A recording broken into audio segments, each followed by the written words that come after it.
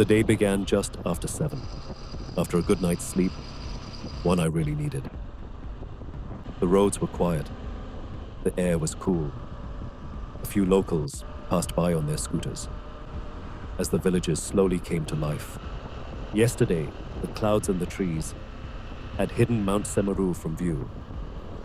But this morning, it appeared every now and then, peeking through the trees and above the rooftops along the road. I stopped for a coffee at a small roadside cafe, sitting there, looking at the vast plains below. I found myself thinking about the people I had met on this journey. Travel has a strange way of showing you the many sides of human nature. During my hike to the Bromo crater, a sudden gust of wind sent my tripod and mobile sliding down the slope. While I was trying to recover them, a local offered to help, but later, he asked for an exceptionally high amount for the help. What felt like a moment of kindness had turned into a transaction, and I was left feeling disappointed and taken advantage of. But the very next day, at Tumpak Sewu, I experienced a completely different kind of kindness. After the long ride and the exhausting hike to the waterfall, I arrived at my homestay completely drained. The lady there could immediately see how tired I was. Without hesitation, she went into her garden, picked fresh bananas and snake fruits, and brought them to me with some water. Such a simple gesture, but filled with so much warmth.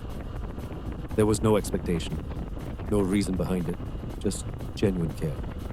After 2 hours of riding, the air started to feel different.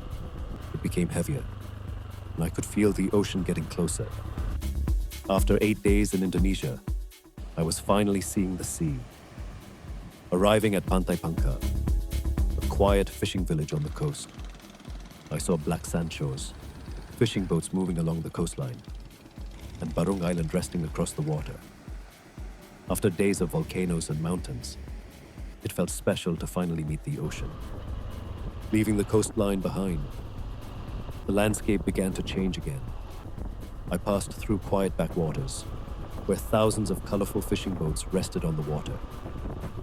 As I continued riding, the views opened up, and Gunung Argopuro appeared in the distance, a reminder that Java's mountains were never too far away. Soon, the peaceful roads gave way to Jember city, a completely different rhythm. Scooters and cars moved around me, like a flowing current through the streets. Tall buildings lined the road, and after hours of riding, I started feeling the hunger from the journey.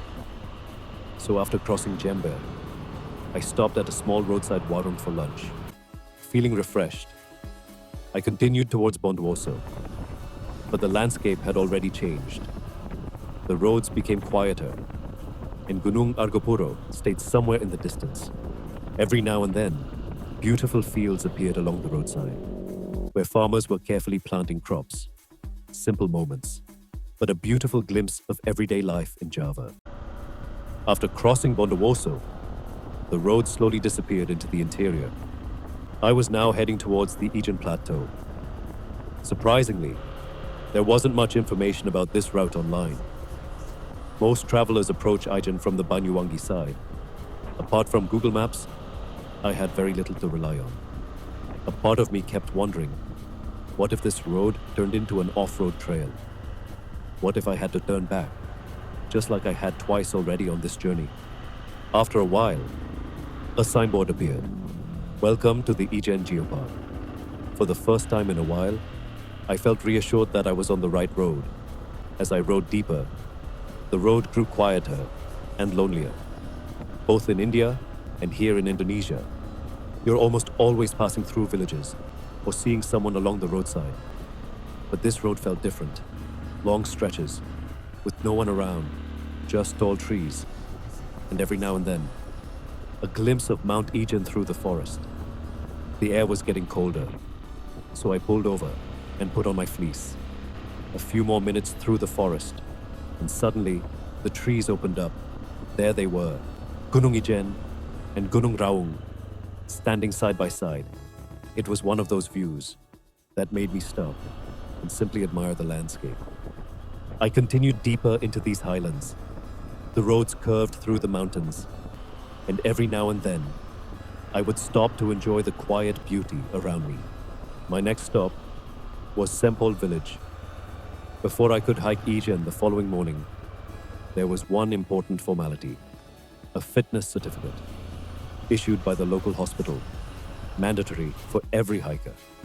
An hour later, with the paperwork finally complete, I was back on the road. The road ahead led me through endless coffee plantations. Rows of green fields covered the hills, and along the way, I passed local farmers finishing their day's work, heading back home. The roads were beautifully maintained, with signs carefully marking the way to plantations and other places of interest around the Ijen region. It was already evening, and soon, darkness would cover these mountains. I still had some distance to cover, and tomorrow, I had a 4 a.m. start for the Ijen sunrise hike. So reaching my destination early and giving my body some rest was important. It was hard to believe, just a few hours earlier, I was riding along the coastline, feeling the warmth of the ocean air, and now I was standing beside the volcanic Calipate River, the cold mountain air around me, and the strong smell of sulfur. From beaches to mountains, from the ocean to volcanoes. The contrast of this island was truly magnificent. Finally, after a long day on the road, I reached Ijen. I found a small homestay to rest for the night. Sitting near a fireplace in the open air, I had my dinner, with a little cat keeping me company. After the long ride through Java, it felt good to slow down and prepare myself for what tomorrow would bring.